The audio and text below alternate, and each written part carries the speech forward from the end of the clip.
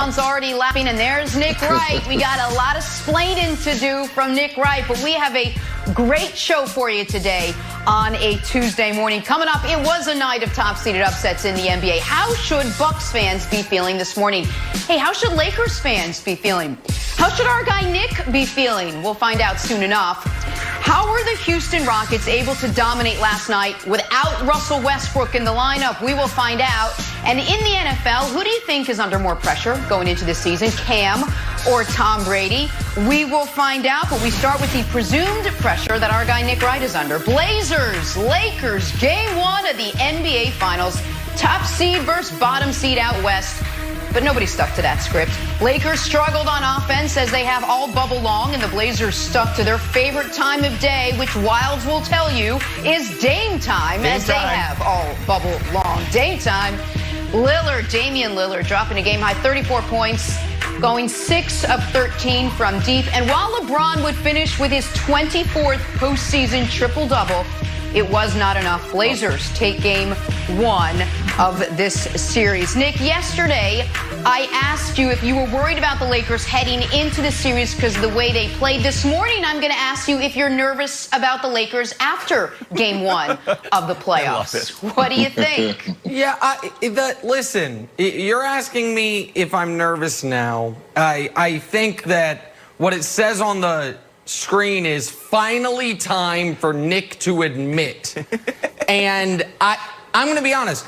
I resent the implication of the question. Because the implication is I am anything other than fully honest with you, the audience, and you, America. Real quick, listen. I regularly lie to my children.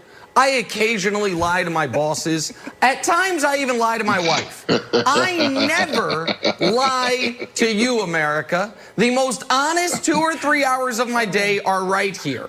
And if I were nervous, I would tell you I was nervous. The reason that not only did last night not make me nervous, last night made me feel emboldened about the Lakers and their potential to easily dispatch the Blazers in 5. I do think to win a series in 5, you do have to lose one game. I think that's how that math works. But also, for the Lakers' chances to win the title is because that was all predicated on one thing more than anything else. And that was playoff LeBron James showing up. And what we saw last night in year 17, when LeBron threw up a stat line that no one had thrown up in the history of the playoffs, 2015 and 15. He actually went 23, 17, and 16. And it would have been 23, 17, and 25 if guys could hit open shots. He had that many great assist chances. Was that, okay, this idea that, LeBron aged in quarantine was nonsense. He played a brilliant offensive game and was very good, as the rest of the Lakers were, defensively in quarters 2 through 4. The Lakers' Antoine lost last night for 2 reasons. One, they got punched in the mouth in the first quarter, which should not have really surprised anyone, given the fact that they were coasting through the seeding games and the Blazers were playing for their playoff lives. You would expect the Blazers to come out sharper, and they did. That was the Lakers' one bad defensive quarter of the game.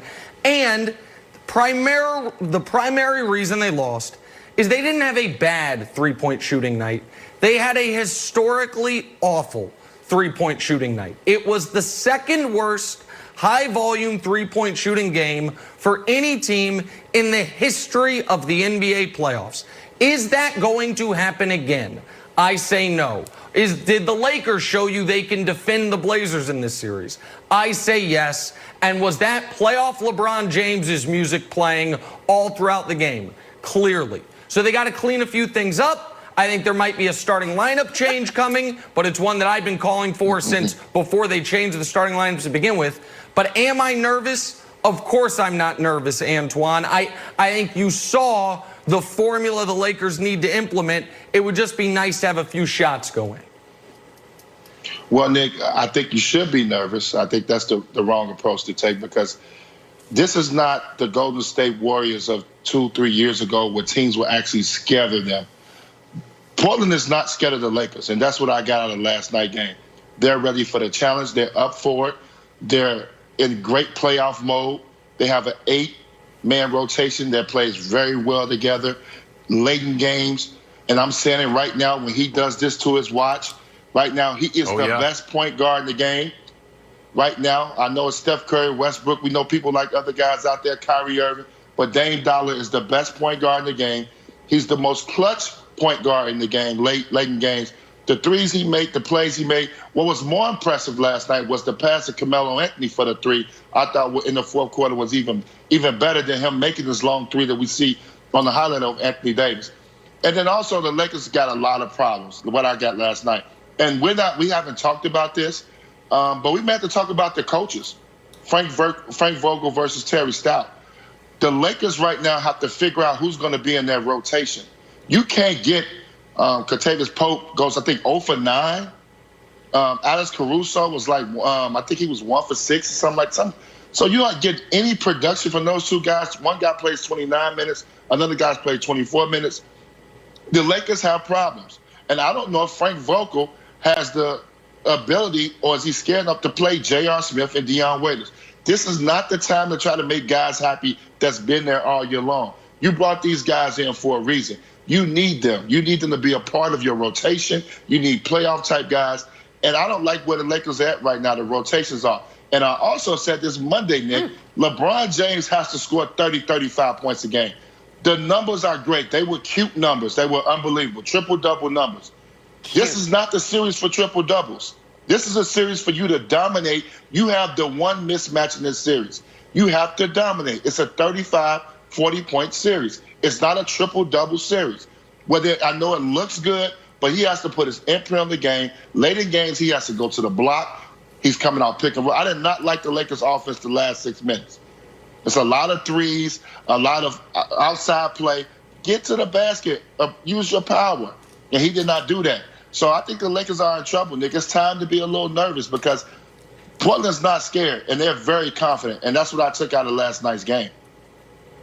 No, it's time to be very nervous. It's time to be very nervous. And I'm trying to modulate my happiness, Jenna, because I actually made a mistake. And, Nick, I've been saying for the whole week that there was 5 big reasons LeBron was going to be upset, and I made a mistake. Once I saw the game last night, I've upgraded to 9 reasons that LeBron is going to be upset. And it starts with the same old, no home court advantage. Yeah, it's a lot. No home court advantage. You can't say, don't worry, we're going back to Staples. Not happening. Wolf and 8 seeds clothing, remember, they're not a real 8 seed. LeBron said it, and so did your buddy Kevin Wiles. Unguardable superstar Dame still can't be stopped. Dame's taking shots. You're like, when the ball's releasing out of Dame's hands, I'm like, oh, it's going in. You just feel it. You feel like that's going in. Hey, guess who's starting? Gabriel. Remember I was worried about Nurkic? Melo goes over like, hey, try your best. He's like, I'm going to. You did a great job. Cold depleted lineup. Told you that was going to happen. Nick, I was like, hey, be worried. You're like, no, I'm not worried about it. And then today you're like, they were cold in the first quarter. I'm like, yeah, dude. That's what I told you to be worried about. Clutch Melo, and we got defensive Melo playing on his buddy. JRDMP, what Antoine was talking about. Nick, put your guy in. Put him in. Danny Green, how many shots are we going to have Danny Green miss? Dion played 1 minute, and JR played 0, and Whiteside had 5 big blocks. It was just one big one on LeBron. It's just fantastic. But, Nick, specifically, I want JR to play. I know you're not nervous, and you refuse to, like, move off of your I'm not nervous, statue. But give JR some time. Can we agree on that? Is that our middle ground? Well, listen, Antoine's point about the rotation is well taken. I would take your crowing this morning a little better if you had any type of courage in any moment prior to today to actually pick the Blazers to win the series. But you have been silent on that front. I see your cute Not little true. box behind you. Oh, it doesn't count. Did you write that in chalk? Later in the show. You can't. An hour ago? That's great. That's great. You can pick. Wiles is going to invent a new medium of picking series after game 1 of the series. But there are 2 important points. One that I agree with Antoine on and Wiles alluded to, and the other that I vehemently disagree on. The one I agree on is the rotations and whether or not Dion or JR need to be involved. Listen, the moment Avery Bradley went down, I said right here, Alex Caruso should be that starter. Let KCP keep coming off the bench. The Lakers said, when he went down the first time, KCP went in the starting lineup. We were like 13-4. But that five-man lineup the Lakers are starting with, of all 17 of their most played lineups this year, the single worst one is LeBron, KCP, Danny Green, AD, JaVale. And that's the lineup they're starting games with. So that needs to be adjusted. But the point Antoine made, and this point is going to be made by almost everyone today, even from Shannon Sharp to Skip Bayless, no matter where you're at on the LeBron James spectrum, folks are going to say what Antoine said. You've got to be more aggressive. You've got to take over the game. You've got to take more shots. To that, I say you are all wrong, because LeBron understands the goal is not to win game one against the Blazers. The goal is to win a championship. And if they are going to win a title, then Kyle Kuzma, Danny Green, KCP, and most importantly, Anthony Davis have to feel good about where they are, have to see shots going in. It can't just be, all right, listen, I'm good enough to beat the Blazers by myself because they don't have a matchup for me, so I will take over. I will take 35 shots. If they're down 3-2 in the series, then at that point, he'll have to do that, and he will. But the goal is bigger, Antoine, than this one game. And if you're trying to win 16 of these, his approach of getting other people involved is the only way to go about it. It's the only way for the Lakers, in my eyes, to be able to win the title. So everyone's going to, by the way, agree with Antoine. And